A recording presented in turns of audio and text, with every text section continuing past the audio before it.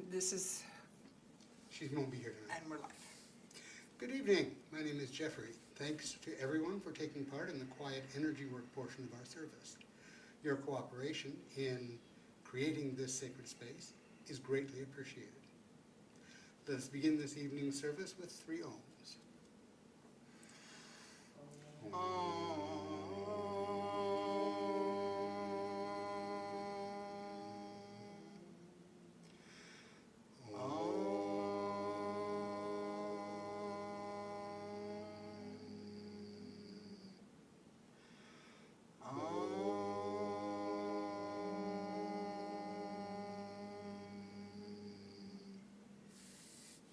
And now, the Reverend Karen will lead us in an opening prayer. Father, Mother, God, higher beings, guides, and teachers, thank you for being with us tonight as we join together in fellowship and learning, as we explore ways and methods to connect humanity to Source. So mote it be. So mote it be. Please open to the first page of your book, and we will say together the universal greeting. If this is new to you, please watch the service workers to follow along with the interactive hand movements. I offer you peace. I offer you friendship. I offer you love. I hear your needs. I see your beauty. I feel your feelings. My wisdom flows from a higher source. I salute that source in you. Let us work together. Now, please turn to the next page, and we will say together the 9 principles of spiritualism. We believe in infinite intelligence. We believe that the phenomena of nature, both physical and spiritual, are the expression of infinite intelligence. We affirm that a correct understanding of such expression and living in accordance therewith constitute true religion. We affirm that the existence and personal identity of the individual continue after the change called death. We affirm that communication with the so-called dead is a fact, scientifically proven by the phenomena of spiritualism. We believe that the highest morality is contained in the golden rule, whatsoever ye would that others should do unto you, do ye also unto them. We affirm the moral responsibility of the individual, and that we make our own happiness or unhappiness as we obey or disobey nature's physical and spiritual laws. We affirm that the doorway to reformation is never closed against any human soul, here or hereafter. We affirm that the precepts of prophecy and healing contained in all sacred texts are divine attributes proven through mediumship. Do you want to have any inspired talking? No, because we're having a talk. The meditation tonight will actually be, in place of the meditation, we're going to be having a talk about using labyrinths for meditation. This is kind of a pre-event talk for our event coming up next weekend on Saturday. And I think we will take questions at the end of that. So if you're watching from home, you can use the same channel you use to request a message. Yes. Yes. All right. We welcome your donations to help us maintain our presence in the community. You may donate via our website, www.circleoflightstl.org, or our Facebook page. Thank you for your donations. All funds received help us in our mission to seek, develop, and teach the knowledge of the relationship between humanity and spirit. The crystal globe displayed here is filled with prayer and energy for healing Mother Earth and all her children. Everyone is welcome to contribute prayers for world peace and world healing. We invite you to add your energies to this sacred sharing. We will now say the prayer for spiritual healing found on the next page, after which there will be a short silence for you to softly say the names of anyone that you would like to receive extra healing this week. I ask the great unseen healing force to remove all obstructions from my mind and body, and to restore me to perfect health. I ask this in all sincerity and honesty, and I will do my part. I ask the great unseen healing force to help both present and absent ones who are in need of help, and to restore them to perfect health. I put my trust in the love and power of God.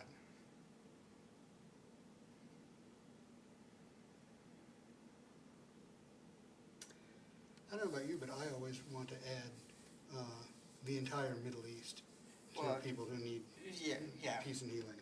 All right. But it's turn announcements time. Okay, so that event I mentioned is Circle of Light is participating as a Walk the Labyrinth site for World Labyrinth Day. It'll be indoors, so you have no excuse if it's raining. We will also have paper labyrinths that can be colored, followed along on. Plus, we're also going to have some tactile finger labyrinths, so the event is very accessible to all. And all are welcome. We will provide water, and everybody from our church is attending is going to be bringing snacks. And if you are attending, you are also welcome to bring snacks for yourself or to share. Mm-hmm. We will be doing the fellowship thing. The event runs from Noon to 3. 3. Next Saturday. The target time is the 1 o'clock hour because they want everybody walking the labyrinth at 1 o'clock local time so that we create a wave of peaceful energy going across the planet.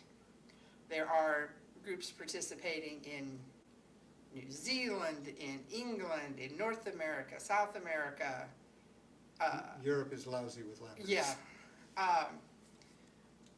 Some people will be building the labyrinth and then walking it. Some of them are going to be existing labyrinths. The Labyrinth Society currently has track of something like 6,700 labyrinths worldwide. There's one down at Unity South. So that's the event. There will also be a couple of talks on the history of labyrinths, on using labyrinths, On making your own labyrinth. making your own labyrinth. So just come join us. It'll be a fun day. It's not going to be like highly structured, but if you do come and you plan to walk the labyrinth, we do ask that you bring a clean pair of socks because this is a painted on canvas labyrinth and we really want to preserve it. We're also not charging any money, right? Yes, it is a free event. Donations are welcome, but the event itself is free. And in other news, the next day we have a business meeting? Yes, business meeting A week from tonight. a week from tonight, and then also later in the month, you'll have to check our Facebook page for which one. We're going to be having another fireside chat this month, and this month the topic is going to be, what is perfect health? You'll notice that in our prayer for healing, we ask to be restored to perfect health. Well, we're going to explore that in our fireside chat. Neat. And I guess it's close enough now. We will have a booth at Pagan Picnic. That is the first full weekend in June. You can also look that up on almost anywhere on the internet, and it comes up really fast if you look up St. Louis Pagan Picnic. At least it's not in August anymore. Yes. I think that's On a Sunday it. or Monday? It's Sunday. It's Saturday and Sunday. Okay, so, because if I work Sunday, then I can come Saturday, that's why I asked. Okay, once again, we thank you for your donations, and the Reverend Karen will lead us in a prayer over the offering. Father, Mother, God, higher beings, thank you for bringing prosperity into our lives in its various and sundry forms. Help us to recognize and give thanks for that prosperity, and then to redirect it out into the world as needed so that everyone may benefit. So mote it be. So mote it be. We now come to the message portion of the service. Please actively listen to each message. As these come from universal source via our guides, they may be tailored to the individual, but they deliver wisdom to the whole. Please address questions about messages to the message bearer after the service. To welcome our spirit workers, we sing together to raise the vibrations in our circle. We view the word God as a universal term for deity rather than signifying any one particular path. Our message bearer this evening will be the Reverend Karen, so let us welcome her with the song In the Garden, verses 1 and 2. I come to the garden alone, while the dew is still on the roses, and the voice I hear falling on my ear, the Son of God discloses. And she walks with me, and she talks with me, and she tells me I am her own. And the joy we share as we tarry there, none other has ever known.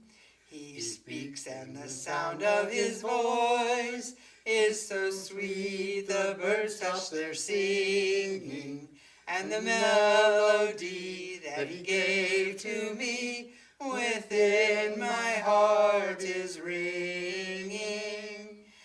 And he walks with me, and he talks with me, and he tells me I am his own. And the joy we share as we tarry there, none other has ever known. Good evening. As Jeffrey said, I'm Reverend Karen. Tonight I am working with my guides, the architect, Dr. Gustav, Maya, Running Otter, and my joy guide Maya. Well, not joy guide Kara. Maya's definitely not my joy guide. All right, let's send a message out to Nancy.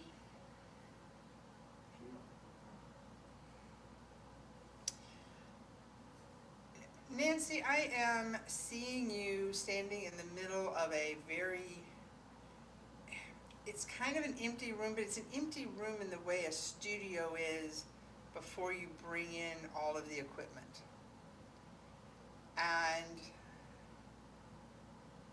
you're looking around the room, examining it, and you're just looking at all the potential that is there. It's like this room is representing that, the potential. And so one of the things my guides is saying about this room is it's a clean slate, it's a blank slate. You get to choose what goes in it, you get to choose the tools. So don't assume you have to take somebody else's picture of what you need. You get to create and fill that studio. All right. Reverend Karen, the other Reverend Karen.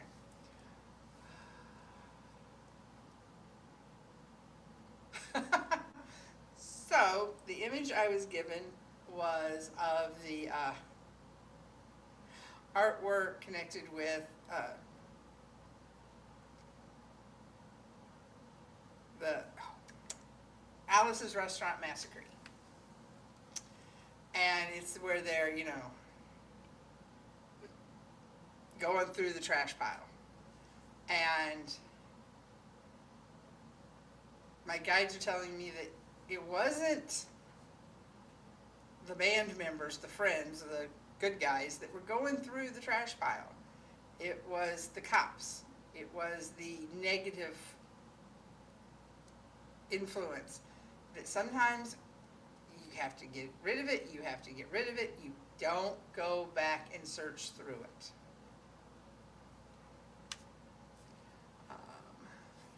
Lois.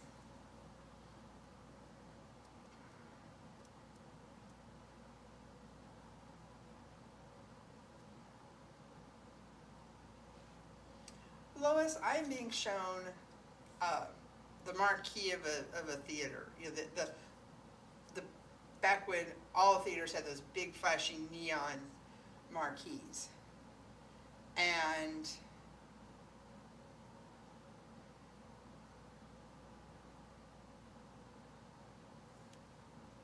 only word on the marquee is Lois. And so basically, you've already been recognized as a bright, shining light. You have to recognize it and take that into yourself and internalize it and believe that you too are a bright, shining soul. Jeffrey.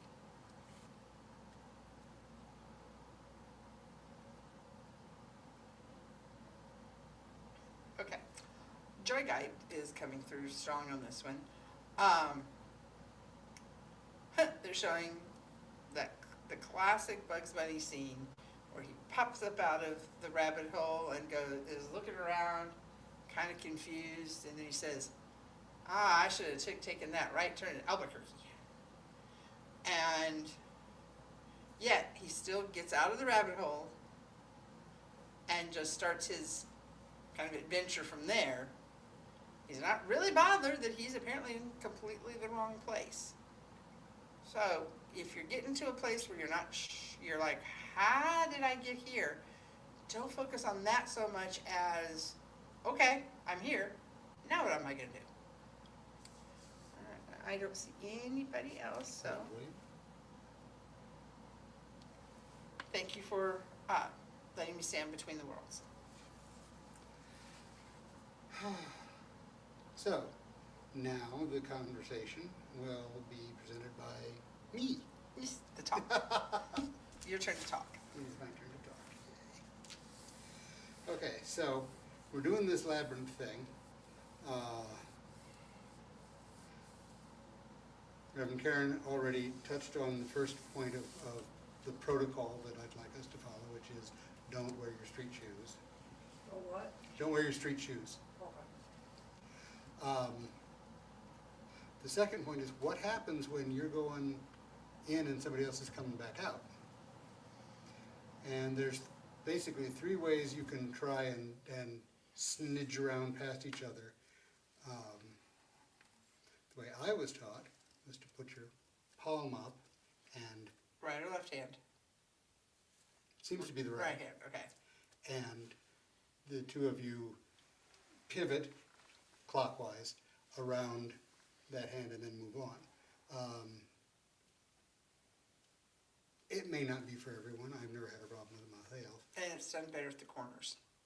And it is done, yes, since this is a squared off labyrinth, not a round one, the corners might be the best place to do that. Parenthetically, if you happen to step over a line, we'll forgive you, and so will the universe. It's not so much trying to color in the lines as following a generous path. Yeah, don't jump out on purpose, but it's not a disaster if you happen to step over. The second way is to give each other a nice warm hug while you spin through. This may not be for everybody. I would advise you to do that with people you know, not people you've never met. And third is the standard Midwestern shuffle awkwardly around each other without ever touching. Past it, yeah. Mm-hmm. So there's that. The next question is, what do you do with your brain while you're walking? And there's just an awful lot of possible answers to that. A modern Christian mystic would say, you empty your head. You stand at the beginning and you drop everything you're thinking about, everything you're worrying about, and just open yourself up. Make your way to the center, receive what you have waiting for you once you get to the center, and then Thankfully contemplate on your way out. and consciously, yeah, like that. There are all kinds of ways to do particular meditations. I believe this is a 7-circuit labyrinth, and, well, there are 7 chakras. You could meditate on each chakra in turn as you work your way in towards the center, sort of walking your way up the body of the divine. There are 7 archangels. There are 7 notes in the musical scale. There are 7 colors in the rainbow. 7 days a week. 7 days in a week. All good things to contemplate while you're on this particular journey.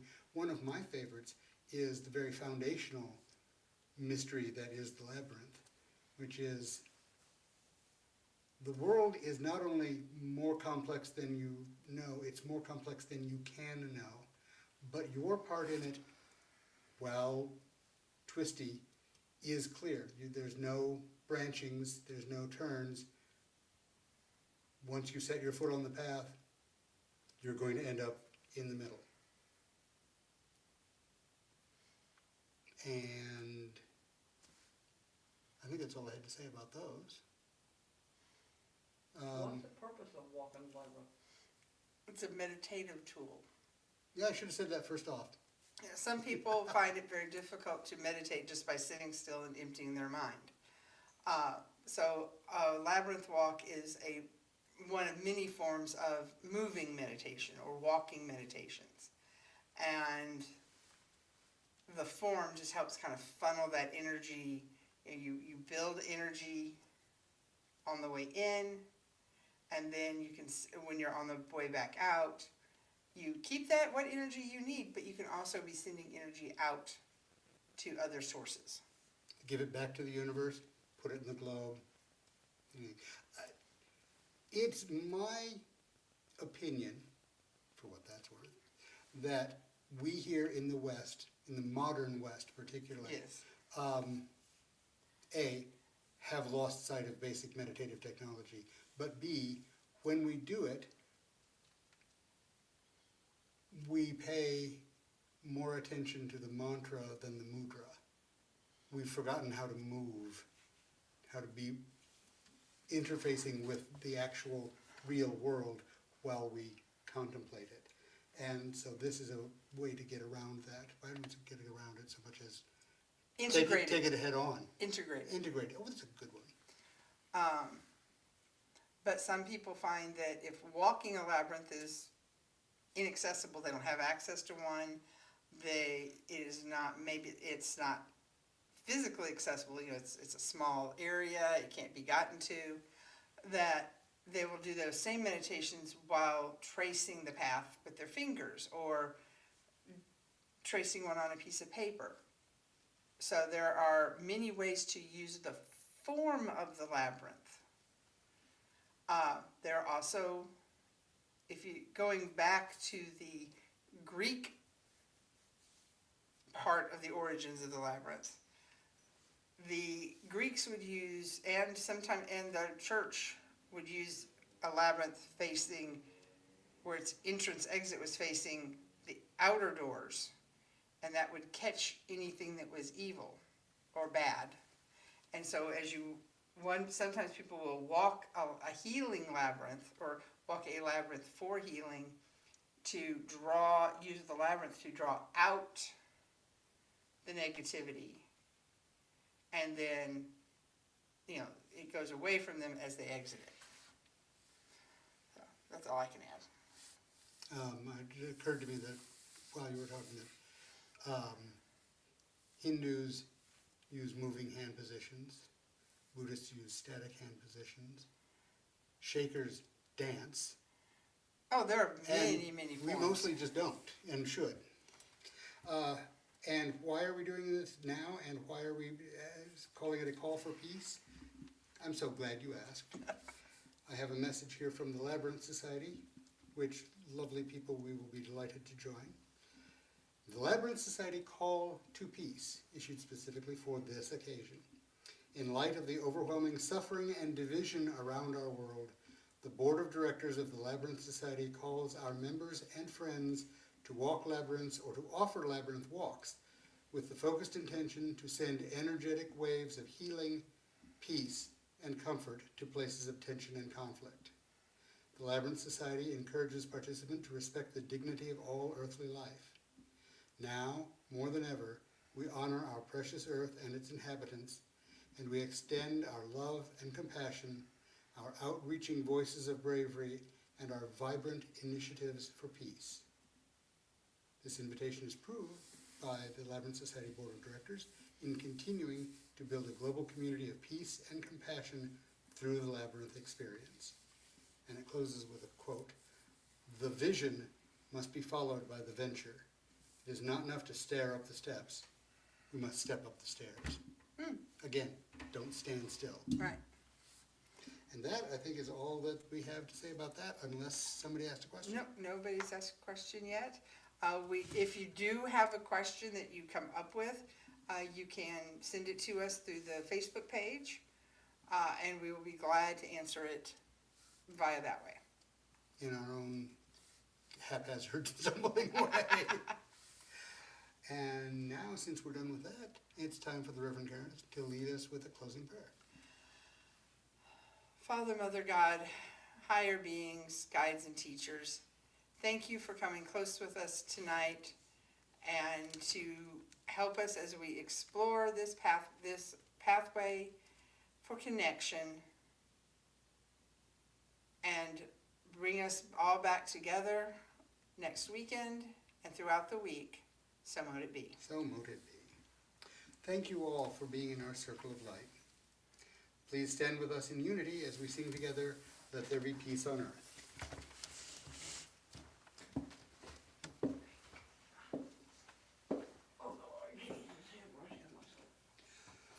Let there be peace on earth, and let it begin with me. Let there be peace on earth, The peace that was meant to be. with God as Creator, family all are we. Let me walk with my family in perfect harmony. Let peace begin with me, let this be the moment now. With every breath I take, let this be my joyous vow.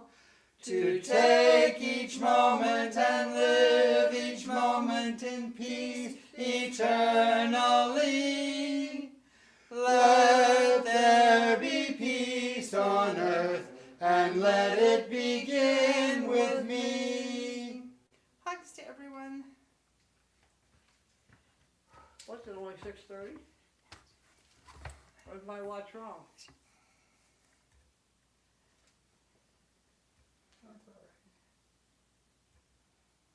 That's right then. 'Cause normally